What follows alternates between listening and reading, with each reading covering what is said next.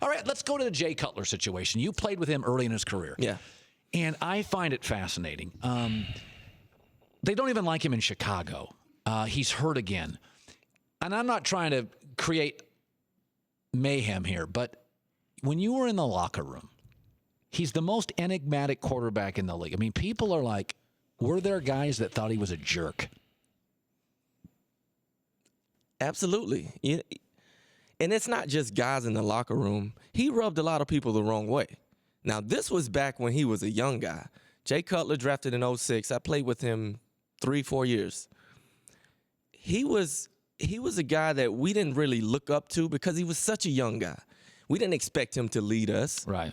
So I didn't pay much attention to him as far as his attitude. Now, what I did pay attention to was how he rubbed other people the wrong way, like his teammates. Certain teammates, like maybe a backup quarterback that I've spoken to since he's left. Didn't like him. No, didn't like him. Other guys that were on the roster at the time, guys that really have nothing good to say about him. Now, how he is now, I can't say how he is now. This is what I hear. Now, this is my experience, what I know from him. But what I hear now, he's much more grounded. He's a married man, has kids now.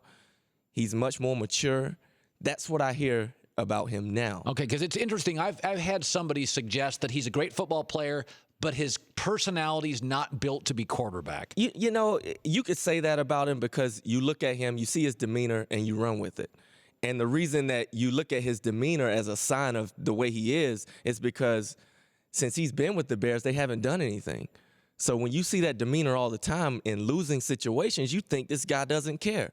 But he's always like that. So that's to his defense. He's always got that demeanor. So he was always kind of cranky. Yeah, he's always he always has that attitude and that swagger about him, and the way he walks and looks down at the ground. A lot of guys, it just rubs people the wrong way. Yeah, no, it's not what people expect from a guy like him, because you compare him to a Peyton Manning, who people love, and Brady, Favre. and Favre and Aaron Rodgers. You compare him to these guys who the public absolutely love.